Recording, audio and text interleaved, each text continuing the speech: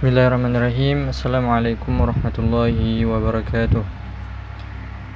Alhamdulillahilladzi anzala al-Qur'ana fi syahri Ramadan hudan lin-nasi wa bayyinatin minal huda wal furqan. Wassalatu wassalamu ala rasulih alladzi unzila fi qalbihi al-Qur'an liyakuna minal munzirin.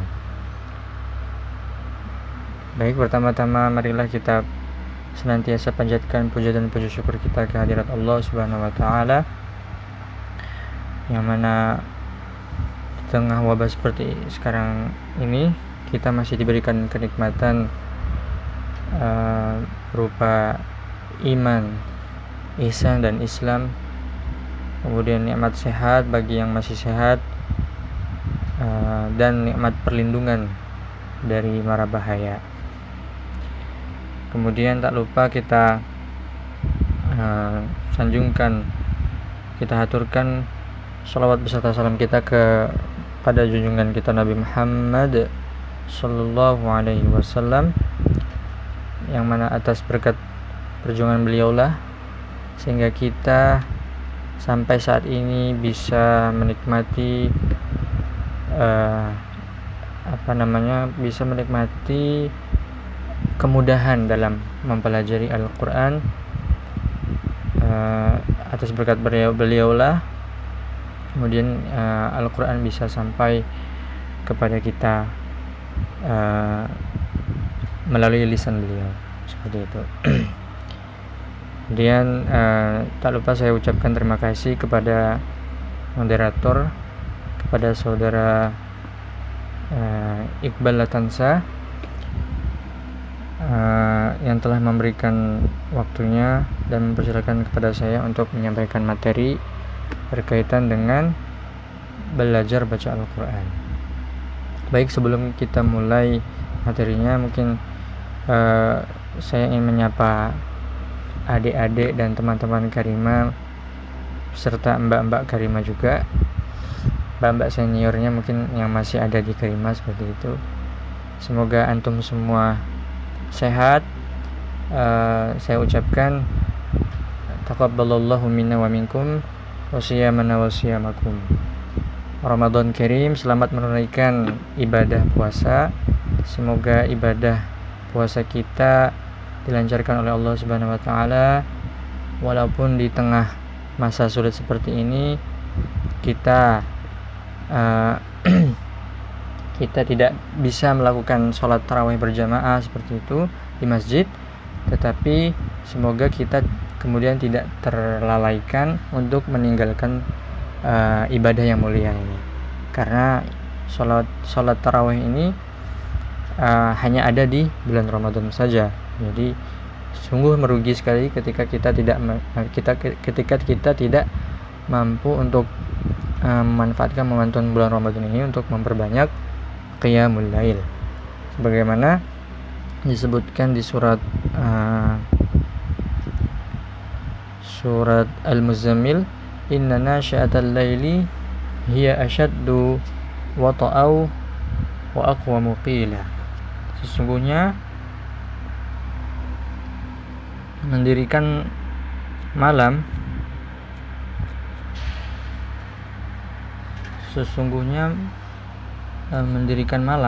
perkara mendirikan malam atau bangun malam itu lebih kuat dalam mengisi jiwa, dan bacaan pada waktu itu lebih berkesan. Nah, baik, kita mulai materi ini dengan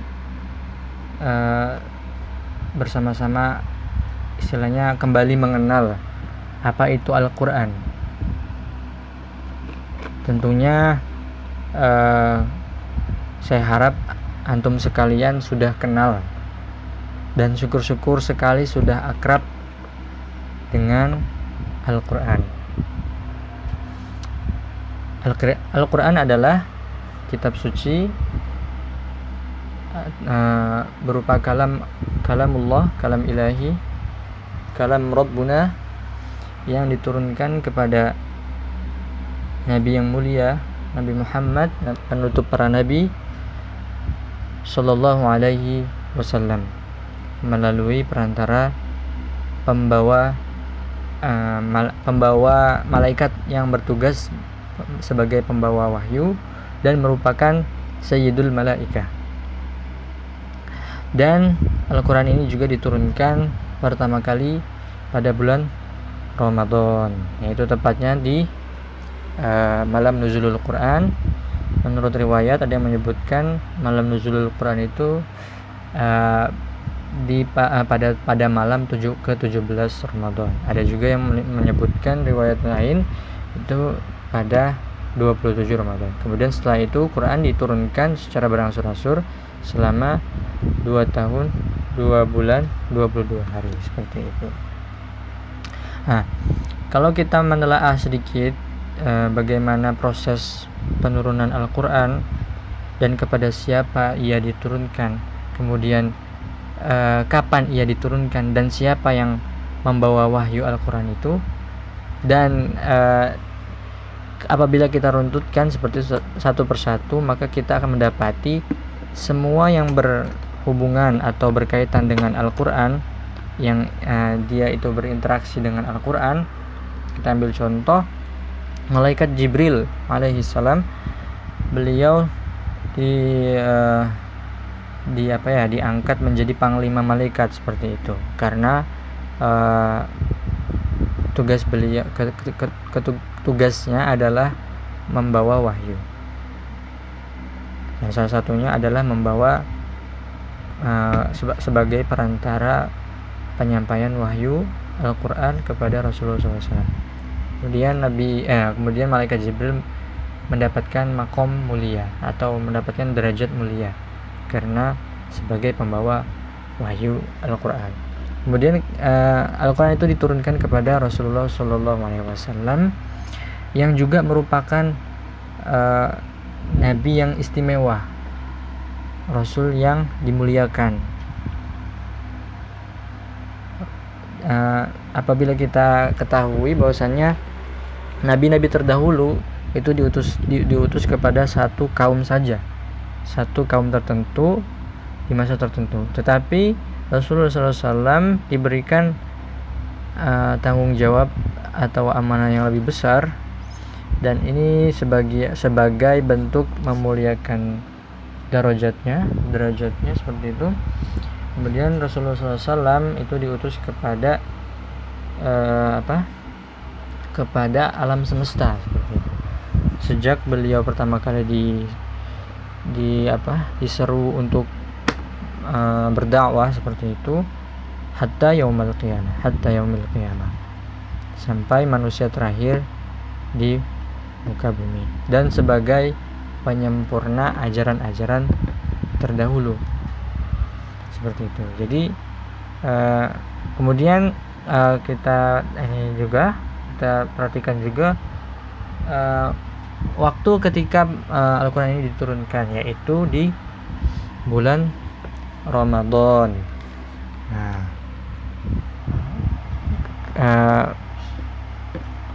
dengan diturunkannya Al-Quran itu pada bulan suci Ramadan, kemudian bulan Ramadan mendapatkan derajat yang mulia di sisi Allah atas bulan-bulan yang lain seperti itu, di mana di dalamnya ganjaran pahala dilipat gandakan, surga didekatkan, neraka ditutup rapat-rapat, setan dibelenggu. Ini merupakan kemuliaan yang didapatkan oleh bulan Ramadan karena ia menjadi waktu di mana Al-Quran itu diturunkan. Nah, kemudian dari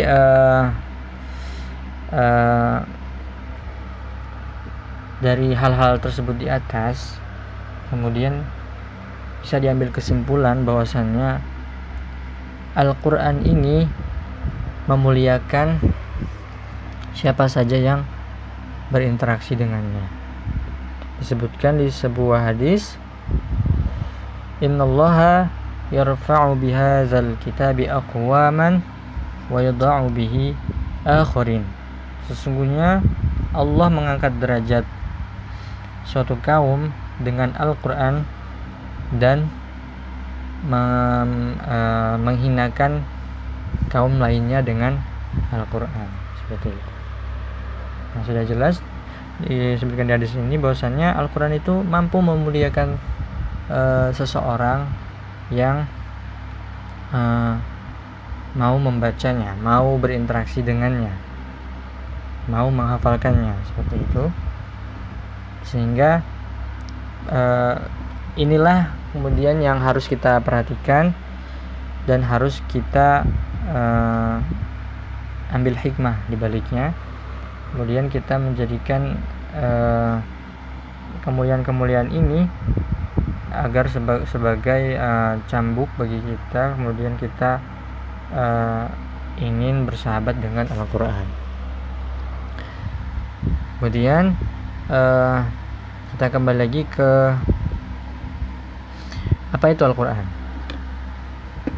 Nah, Allah memulai penjelasan tentang Al-Quran pada surat Al-Baqarah ayat kedua. Dzalikal kitabu la raiba fi hudal lil muttaqin.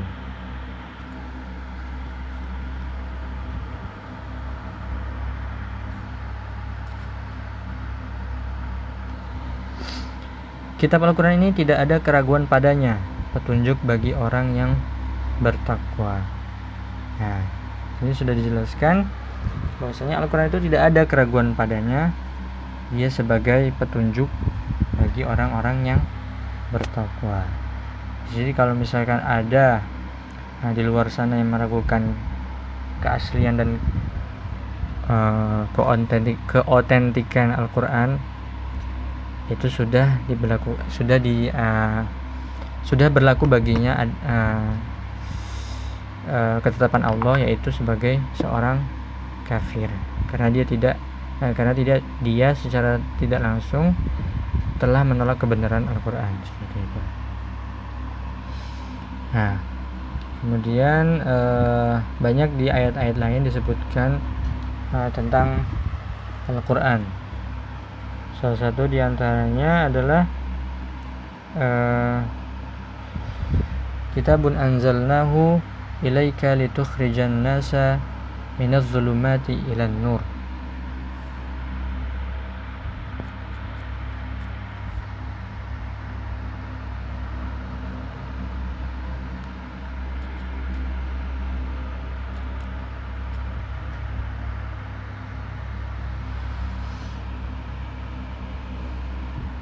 Kemudian ada lagi di surat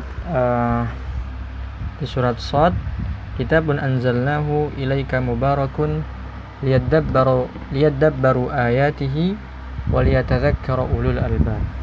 Kitab Al-Quran yang kami turunkan kepadamu penuh berkah agar mereka menghayati ayat-ayatnya dan agar orang-orang yang berakal sehat mendapat pelajaran. Nah, sedikit kita tadabburi dari salah satu ayat dari surat Shad ayat ke-29. Kitab Al-Quran yang kami turunkan kepadamu penuh berkah agar mereka menghayati ayat-ayatnya dan agar orang-orang yang berakal sehat mendapat pelajaran. Nah, di sini ada 2 poin, yaitu yang pertama, Al-Quran itu penuh berkah di dalamnya. Sudah jelas di dalam Al-Quran itu banyak sekali kebaikan-kebaikan. Disebutkan di sebuah hadis, man qara'a al-Qur'ana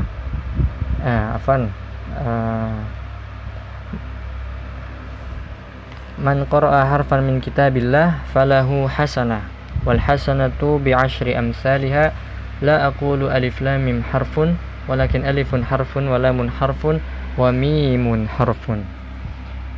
Man qara'a al-Qur'ana man qara'a harfan min kitabillah, barang siapa yang membaca satu huruf dari Al-Qur'an, falahu hasanah, dan baginya satu kebaikan, wal hasanatu bi'ashri amsalha, dan setiap satu kebaikan itu dilipat gandakan 10 kali lipat. Jadi ketika la aqulu alif lam mim harfun wala min harfun walakin alifun harfun wa mimun harfun walakin alifun harfun wa lamun harfun wa mimun harfun. Tetapi aku tidak mengatakan alif lam mim itu satu huruf, tetapi alif satu huruf, lam satu huruf, dan mim satu huruf. Nah, jadi ganjaran bagi siapa saja yang membaca Al-Quran baginya adalah keberkahan, yaitu dilipat gandakannya setiap huruf yang ia baca. Nah, kalau kita baru memulai saja seperti itu ya, dengan basmalah ada 18 huruf, antum sudah mendapatkan sekitar 180 pahala. Apalagi antum kemudian membaca satu juz atau minimal satu halaman seperti itu, sudah berapa huruf yang antum baca seperti itu, dan sejumlah itulah kemudian keberkahan yang antum dapatkan seperti itu.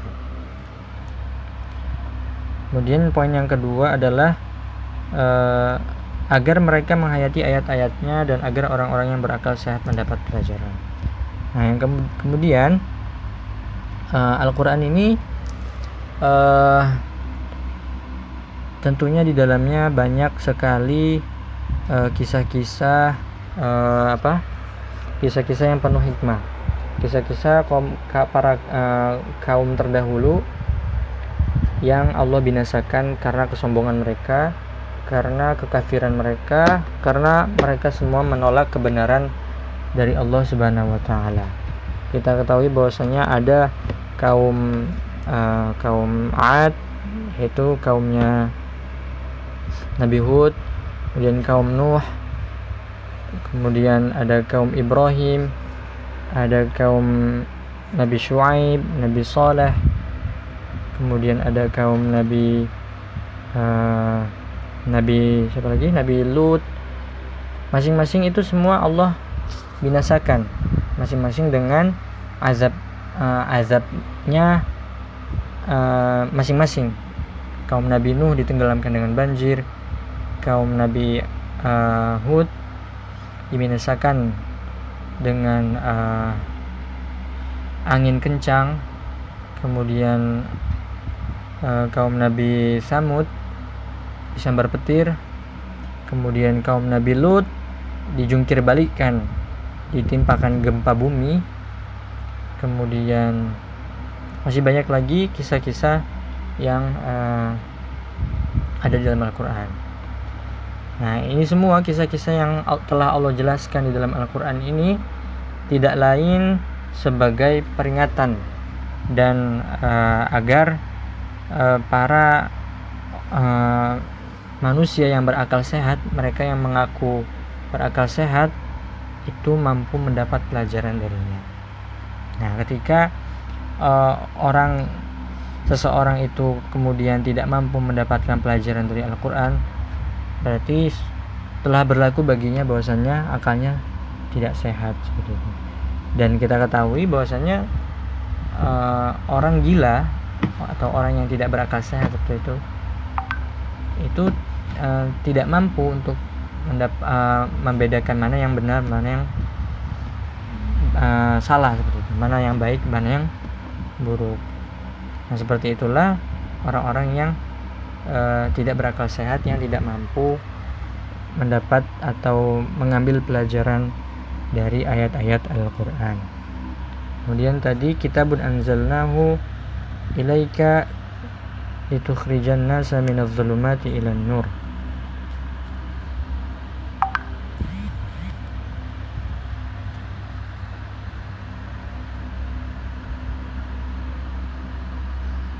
Di surat Ibrahim ayat 1,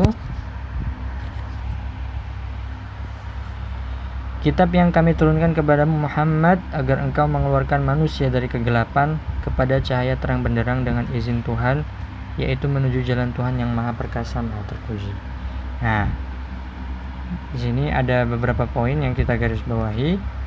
Yang pertama, kitab yang kami turunkan kepadamu Muhammad agar engkau mengeluarkan manusia dari kegelapan kepada cahaya terang benderang dengan izin Tuhan. Nah, kita perhatikan bahwasanya dahulu ketika sebelum masa Rasulullah diutus sebagai Rasul, itu manusia menyembah berhala, disebut ketika masa itu adalah masa jahiliyah, masa kebodohan, di mana mereka itu seperti orang bodoh karena mereka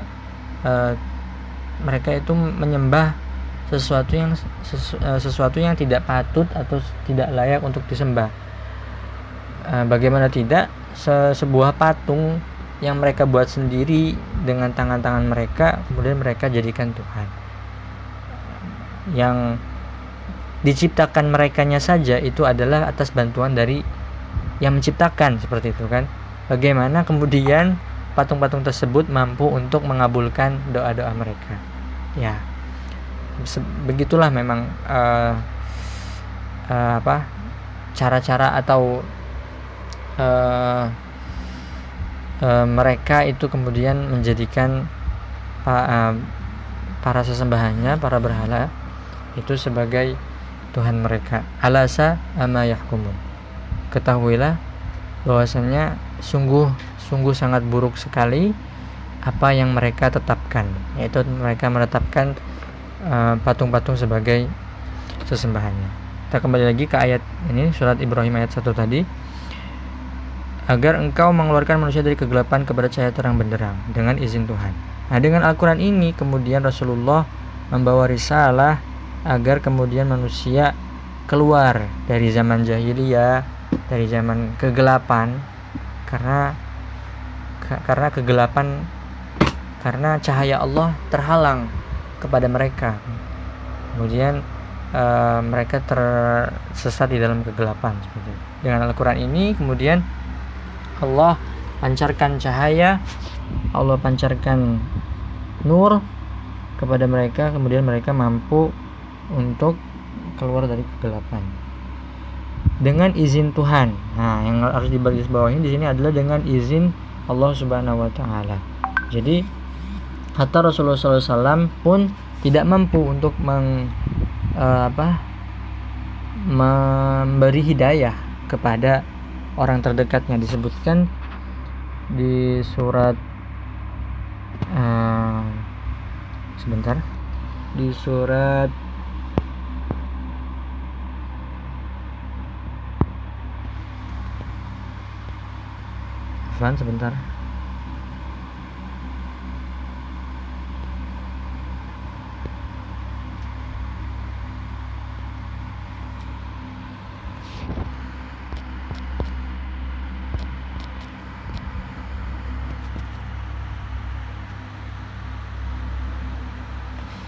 disebutkan di surat Al-Qasas ayat 56, innaka la tahdi man ahbabta walakinallaha yahdi man yasha wa huwa a'lamu bil muhtadin.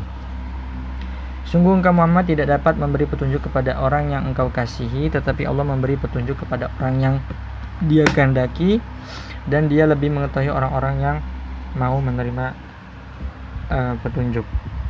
Nah, jadi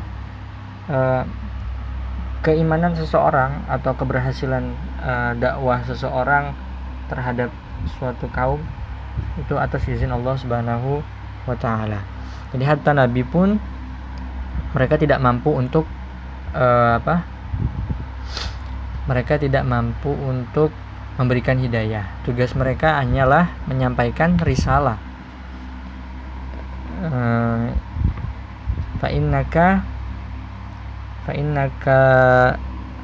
fahal 'ala rusuli illal balagul mubin.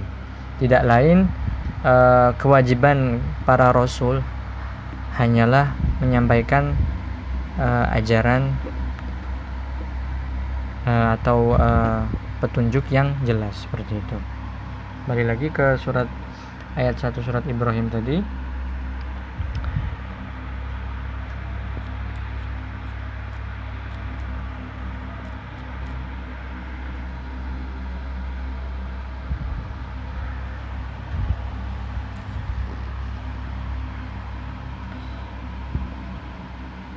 Agar engkau mengeluarkan manusia dari kegelapan kepada cahaya terang benderang dengan izin Tuhan, yaitu menuju jalan Tuhan yang maha perkasa, maha terpuji.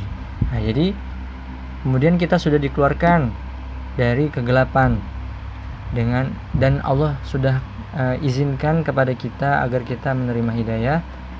Kemudian kita mau kemana gitu kan. Mungkin kita bertanya, kita hidup mau ngapain, seperti itu kan.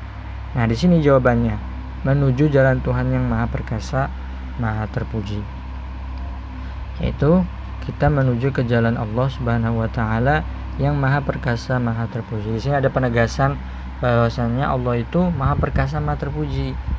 Jadi yang berhak untuk disembah siapa lagi selain yang Maha Perkasa, yaitu yang seseorang yang perkasa, tetapi ada lagi yang lebih perkasa daripadanya, yaitu Allah Subhanahu wa taala, dan Maha Terpuji. Hanya Allah yang patut untuk dipuji, disembah, diagungkan, dimuliakan. Itu mutlak adalah bagi Allah Subhanahu wa taala. Itu sebagian penjelasan ya mengenai Al-Quran. Sebenarnya Al-Quran itu apa, seperti itu kan. Nah, masih banyak sebetulnya di surat-surat lain itu potongan-potongan ayat yang menjelaskan tentang Al-Quran itu sendiri. Insya Allah antum sekalian bisa mentadaburinya dengan bantuan Quran terjemah, seperti itu. Silakan dimanfaatkan di momentum bulan Ramadan ini untuk kita memperbanyak interaksi kita dengan Al-Quran. Kita banyak-banyak membaca Al-Quran, mentadaburinya, kemudian kita mengamalkannya. Nah, berbicara tentang Al-Quran, tentunya banyak sekali fadilah-fadilah, keutamaan-keutamaan interaksi kita dengan Al-Quran. Jadi sudah saya sampaikan beberapa, sudah Anda sampaikan beberapa tadi. Di antaranya tadi adalah keutamaan membacanya. Keutamaan membacanya tadi, satu huruf dilipat gandakan menjadi 10 kebaikan. Kemudian disebutkan di hadis lain juga bahwasannya al-mahiru bil Qur'ani ma'as safaratil kiramil barara. Orang-orang yang mahir, orang-orang yang pandai membaca Al-Quran, ma'as safaratil kiramil barara, akan digolongkan bersama dengan para malaikat yang mulia, lagi taat kepada Allah Subhanahu wa taala. Jadi orang-orang yang pandai membaca Al-Quran, kemudian dia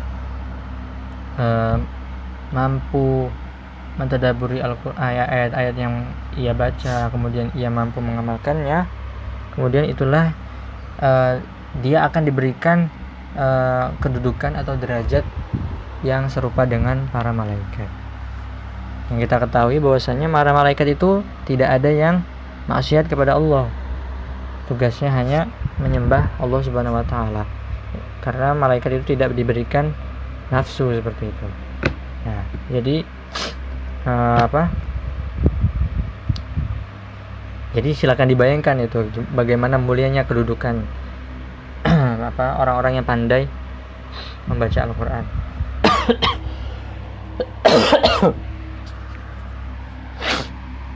Kemudian ada lagi disebutkan di sebuah hadis, Iqra'ul Qur'ana fa innahu ya'ti yaumal qiyamati syafi'an li ashabi. Bacalah Al-Quran, sesungguhnya Al-Quran itu akan datang pada hari kiamat kepada para teman-temannya. Ashab itu kalau di bahasa Arab diterjemahkan ke bahasa Indonesia secara harfiah itu artinya teman atau sahabat. Dikatakan sahabat Rasulullah SAW, sahabi itu adalah orang-orang yang bertemu langsung dengan Rasulullah dan hidup di masa Rasulullah.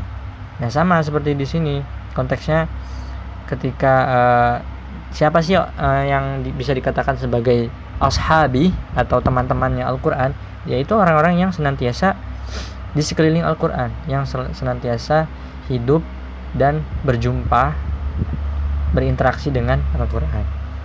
Nah, nanti Al-Quran datang pada hari kiamat syafi'an li ashabi, membawa syafaat kepada teman-temannya.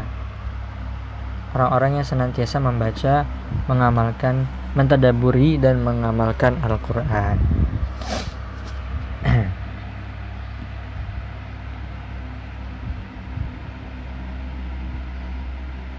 Nah, itu baru sebagian dari keutamaan orang-orang yang berinteraksi baru sebatas dengan membaca Al-Quran saja. Bagaimana nih ketika orang itu sudah mampu naik level di atasnya, yaitu menjadi para penjaga kalamullah, yaitu para penghafal Al-Quran. Nah, di sini banyak sekali keutamaan para penghafal Al-Quran, yaitu diantaranya orang-orang yang menghafal Al-Quran itu dinobatkan sebagai ahlullah, dinobatkan sebagai para keluarga Allah. Disebutkan di hadis Rasulullah, disebutkan di sebuah hadis Rasulullah SAW bersabda, Inna lillahi ahlina minan nas. Qalu wa man hum ya Rasulullah. Sesungguhnya Allah memiliki keluarga di kalangan manusia. Qalu wa man hum ya Rasulullah. Kemudian sahabat bertanya lagi, siapa mereka wahai Rasulullah? Qala ahlul Qur'ani hum ahlullahi wa khassatuh. Rasulullah SAW bersabda, ahlul Qur'an atau orang-orang yang menghafal Al-Qur'an, hum ahlullahi wa khassatuh. Mereka adalah orang-orang yang mereka lah keluarga Allah dan orang-orang spesialnya. Nah, hadis ini disahihkan oleh Albani. Nah, itu tadi salah satu keutamaan ketika antum kemudian naik level menjadi seorang penghafal Al-Quran. Antum sudah otomatis akan dinobatkan sebagai keluarganya Allah, seperti itu. Kemudian disebutkan di hadis lain juga, lau jumi'al Qur'anu fi afwan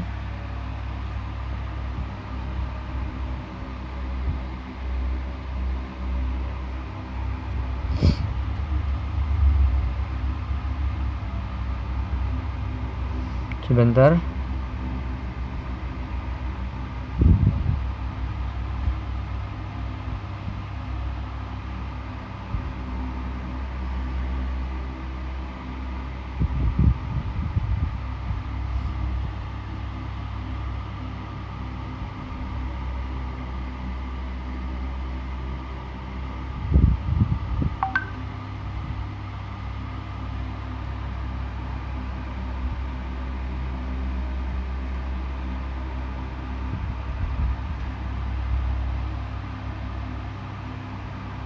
Disebutkan di sebuah hadis juga bahwasanya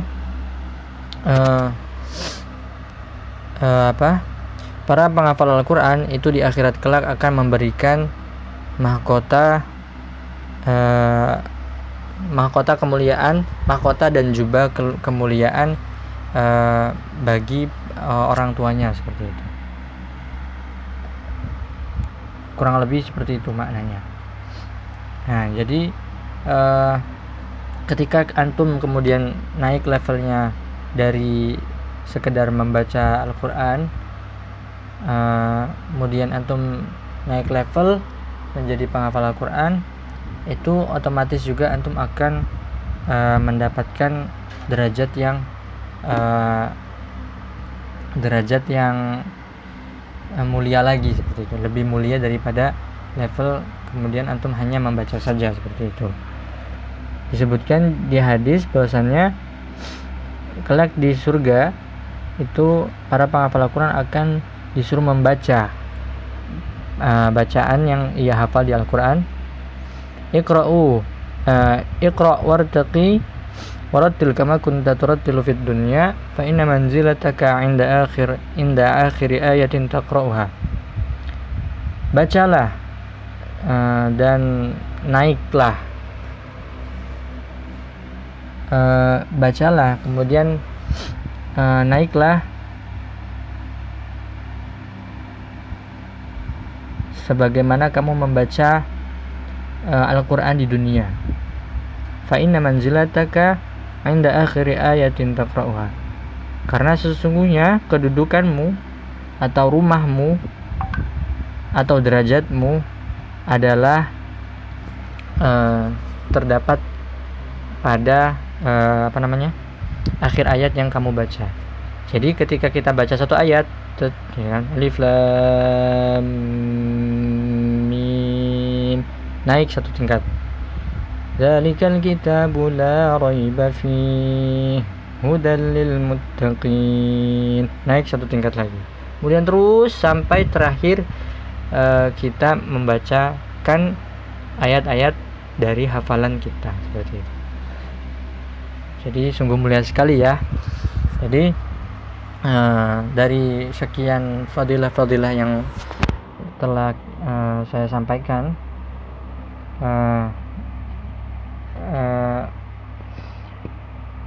tidak ada alasan lagi seperti itu. Tidak ada alasan lagi untuk tidak berinteraksi dengan Al-Quran. Untuk tidak ada alasan lagi untuk kita tidak semangat untuk berlomba-lomba untuk menghafalkan ayat-ayatnya kalamullah seperti itu, karena ganjarannya tidak main-main. Dan ini yang menjanjikan Allah Subhanahu wa taala sudah jelas seperti itu, mendetil sekali bagaimana ganjaran-ganjaran para hambanya yang berinteraksi dengan Al-Quran. Seperti itu. Mungkin itu tadi sedikit pemaparan ini ya. Ini lebih tepatnya ke sharing seperti itu. Ini monggo, Afwan kalau misalkan ini durasinya kepanjangan, mungkin ada pertanyaan mungkin bisa disampaikan melalui forum WA seperti itu. Mungkin saya tutup dulu ya. Ane tutup. Subhanakallahumma wa bihamdika asyhadu an la ilaha illa anta astaghfiruka wa atubu ilaik. Wassalamualaikum warahmatullahi wabarakatuh.